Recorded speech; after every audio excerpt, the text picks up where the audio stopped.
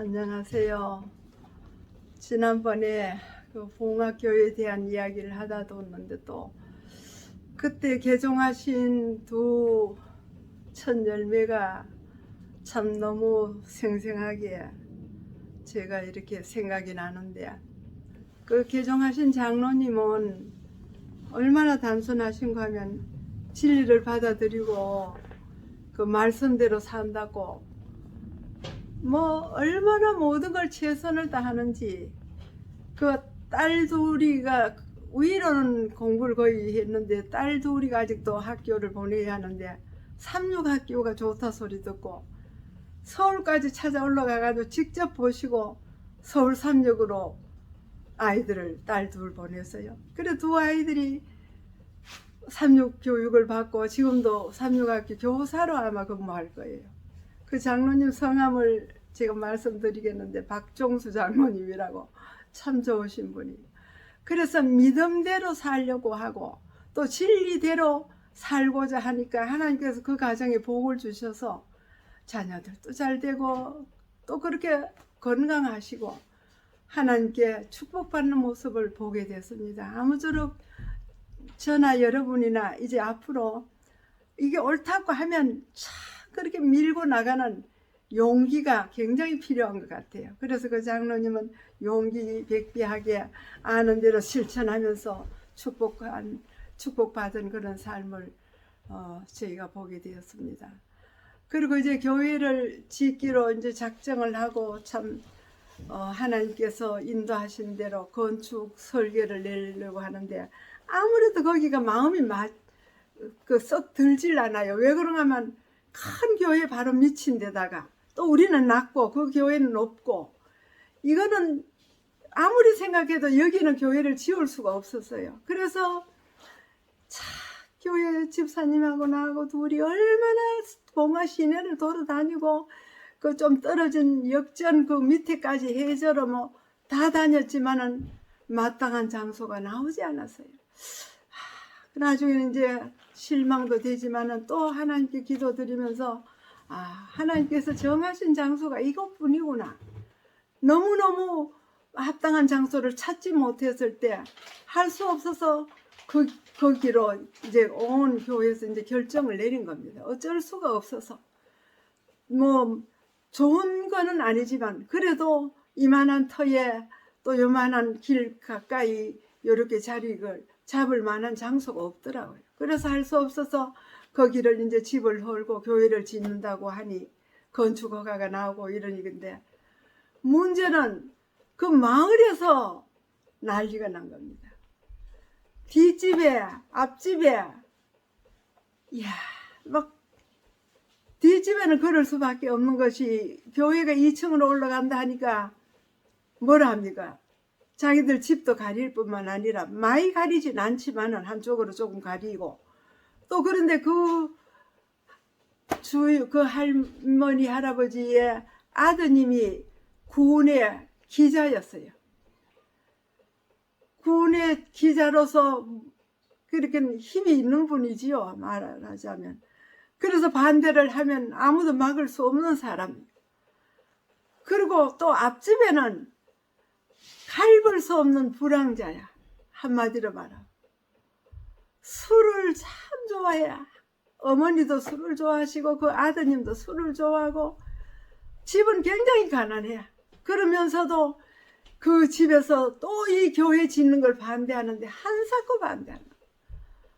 뭐 교회 짓는다고 하는 날부터 그날 밤마다 저녁에 자려고 누우면 전화가 옵니다. 때르렁 받으면 내 칼 들고 갈 거다. 그냥 안 둔다.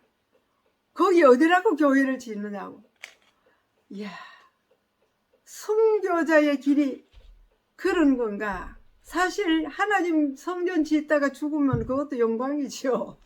그래가지고 하나님께서 해주셔야지 어떻게 갈물 사람이 못 된다. 그래 기도하면서 동리 사람들에게 도장 받으러 다니는 뒷집 달래고 앞집 달래고 하도 반대를 해서 또 우리가 그랬어요. 그 우리 교회 나온 집사님하고 나 둘이 가서 그렇게 교회에 오면 축복을 많이 받고 이 교회 가까이 사시면 하나님을 섬기게 될 건데 그러시면 안 되니까 좋은 일에 찬성해 주시라고.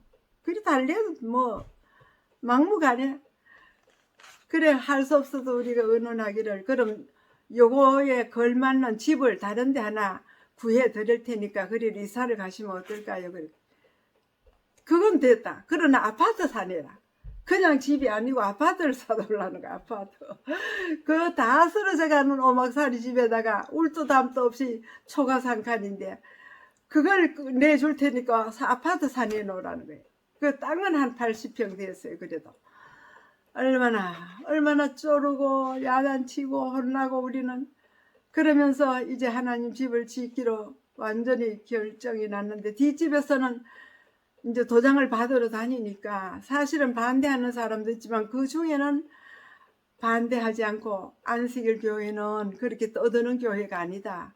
일단 여기 장로교회도 있고 여긴 예배당 꼴이 아니냐. 이름이 그 예배당 꼴이라 거기 이름이 예배당 꼴인데 아이 교회 하나 더 들어서는 게 뭐가 어때서 그 본래 그러지 말고 그냥 두자.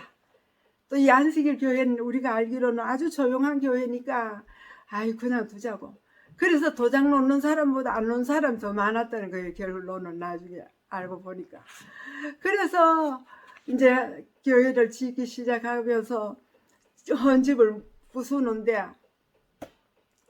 막 먼지 난다고 또 야단 나는 거예요. 앞에 집에서 막 대놓고 뭐 욕을 하는데 뭐 입에 담지 못할 말을 해요. 그래서 제가 그때 하나님 말씀을 생각났어요. 자비롭고 은혜롭고 노하기를 더디하시는 우리 하나님이 저 불쌍한 영혼들 긍휼히 여기시고 제발 좀 돌봐주시고 피할 길을 내주세요. 우리가 이렇게 반대를 받아서 되겠습니까? 하나님의 성전 짓는데 저렇게 반대하면 나중에 저 사람들이 벌 받으면 어떻게 할까 제가 걱정됐다고 사실은. 너무너무 막 욕을 하니까 모르고 하지만은 하나님께서 용서해 주시라고. 그렇게 하면서 하나님의 능력을 의지하면서 털을 닦고 기초를 하는데 사실 그때 2층으로 기초는 하되 단층을 지어가지고 조금 있다가 본래는 조립식 하다가 조립식은 이건 안 되니까 벽돌 집을 짓때 기초는 2층 기초를 하고 나중에 2층 올리고 1층만 하자. 우리가 돈대로 빚 없이 좀 지어보자. 이런 마음으로 우리가 모두 헌신하고 있는 거 모두 보태가지고 1층을 짓더라도 기초는 2층 하자. 이렇게 해서 이제 기초를 하게 된 겁니다. 하나님께서 이 교회를 사랑하시고 돌봐주셨어요. 근데 교회가 이제 건축이 되면서 올라가는데 참 하나님의 도우심으로 계속 하나님께서 필요한 자금이 들어오도록 딜을 대주셨어요. 근데 어느 날 늘 막 아침마다 한마디씩 이렇게 퍼붓고 가는데 그날은 가니까 그 앞에 그 욕하던 그 사람이 나타나질 않아. 그래 그 옆에 아줌마한테 물었어요. 저 앞에 그 사람 술주정뱅이가 어디 갔지? 내가 그랬더니 몰래 어디 취직에 갔다네 이래요. 오 정말 취직에 가는 것 같다. 뭐 어떻게 해서라도 못 짓도록 하고 밤마다 우리 집에 전화하고 칼 들고 온다고 하던 사람이 어디 갔는지 모른대요. 어디 저 남쪽에 어디 취직해 갔다 이 소리만 들었어요. 그래 그럼 참 취직해 가는 것 같다 했더니 아니나 다를까 얼마 안 있어서 그 할머니가 이웃집에 잔치상 받아서 아침 모두 잡수러 가셨다가 그 자리에서 앉아서 돌아가셨다는 거예요. 그리고 그 할머니가 죽었어요.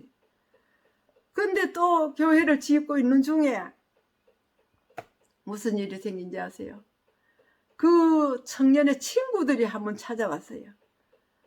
그래 이 교회에서 이 집을 살라 했다면서요. 살라고 했는데 팔아야 사지요. 이거 사라고. 그 집주인이 없는데도 살 수 있나요? 우리가 다 위임했으니까 우리가 다 계약하고 하니까 사라는 거예요. 기적이 아닙니까? 정말 여러분, 저는 그 일을 생각하면 지금도 마음에 참 굉장히 뭐라고 할까, 하나님은 살아계신다.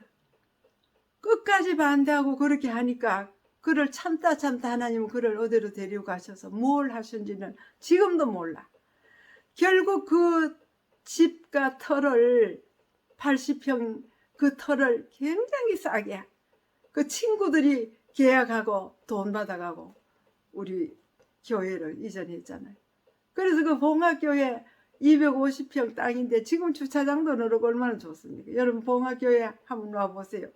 103평 건물이 2층으로 올라갔는데 참 하나님은 능력의 하나님이시고 부자이셔요. 지금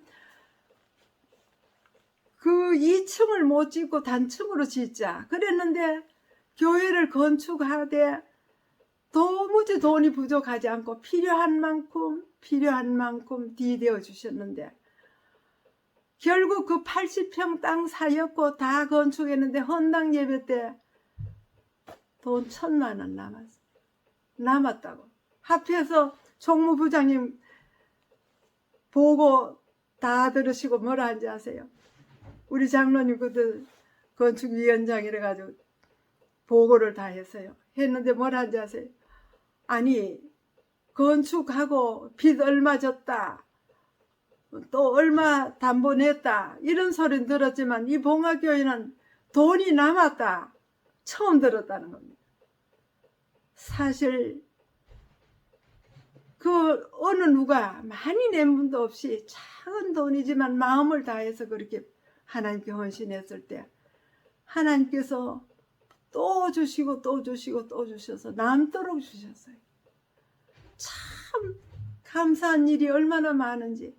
사실 그때 건축이 거의 끝나갈 무렵에 마당에 의자들이 긴 의자들이 막 차로 두 차가 한 마당 내려졌어요. 그럴 때 제 마음에 제일 무거운 부담이 뭐였는지 아세요?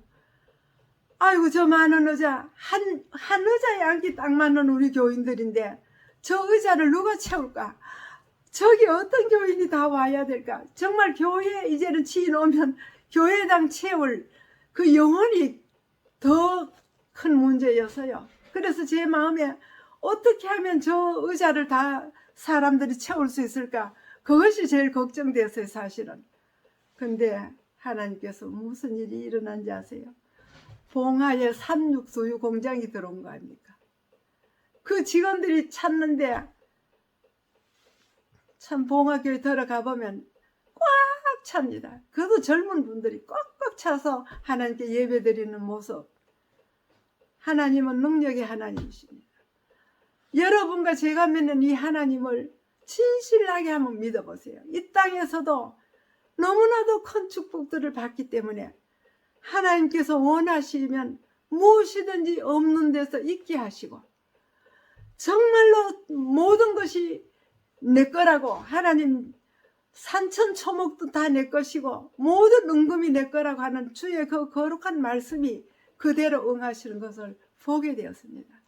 아무쪼록 제가 뭐라고 다 이야기하겠습니까? 지금 이 봉화교회에 들어오는 모든 그 축복들을 앞으로 이제 또 말씀을 드리겠지만은 우리 하나님 정말 살아계시고 좋으신 아버지, 내 아버지 자비롭고 은혜롭고 노하기를 더디하시고 우리의 악한 행위들을 갚지하시냐 하시는 우리 하나님을 믿게 해주신 우리 하나님 감사하시고 더 많이 우리 하나님께 경배드리면서 영광 돌리시기 바랍니다. 다음에 또 뵙겠습니다.